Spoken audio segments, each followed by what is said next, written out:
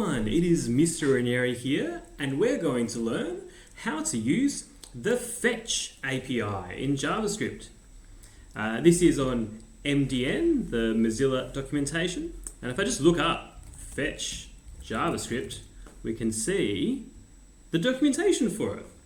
Fetch is really cool because it lets us request a web page from JavaScript. We can fetch data from JavaScript. The basic fetch request looks like this, but I'm going to step you through when you might use it and how to use it. One good use case for the Fetch API is if you want to pull data from an API that already exists somewhere on the internet. Here's a big list of public APIs that anyone can use. And if I scroll down there in categories, we can look at dictionaries. There are all sorts of dictionary APIs. If I click on one, then we can find Oxford Dictionary, for example. You know, they're a dictionary company, but they've got an API where if you're a programmer, you can access their API and your computer programs can make requests to look up the definition for a word, for example.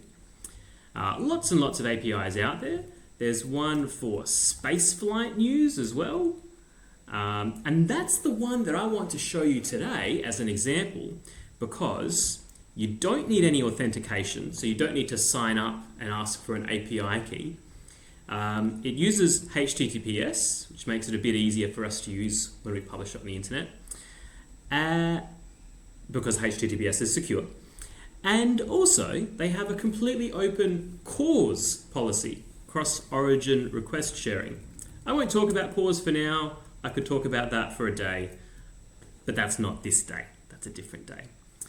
So let's have a look at the Spaceflight News API and see how we might implement that or integrate that into our own JavaScript project. If I click on it, it takes us here. It tells us what it's about, and it gives us a way to get started.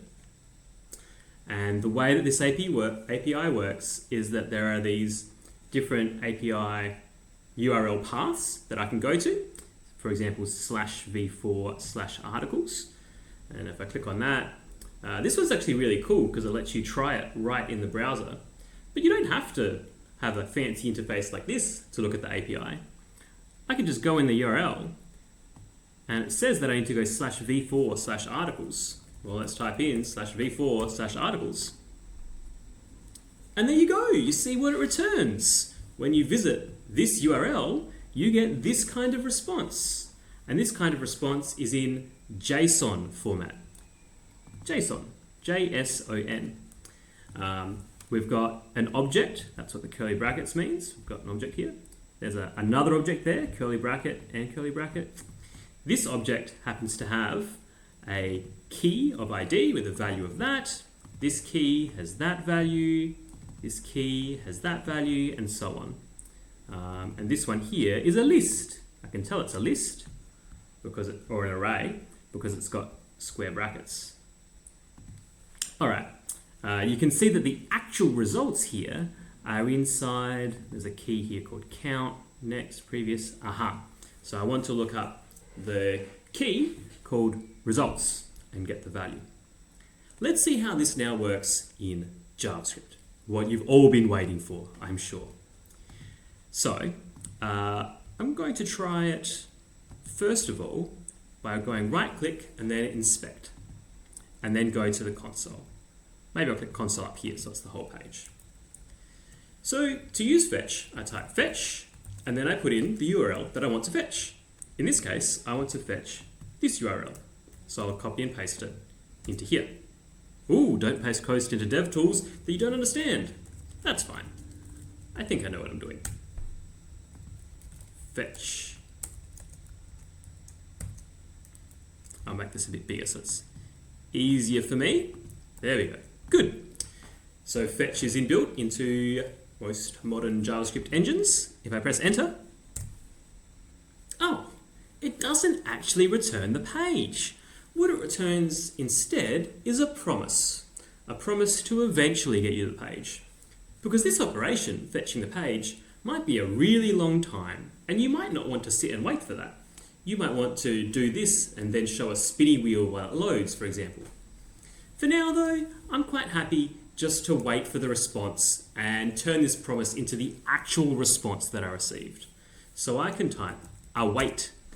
If you put await before a promise, then it will wait for that promise to be resolved, to get an answer, and then it will give you the answer.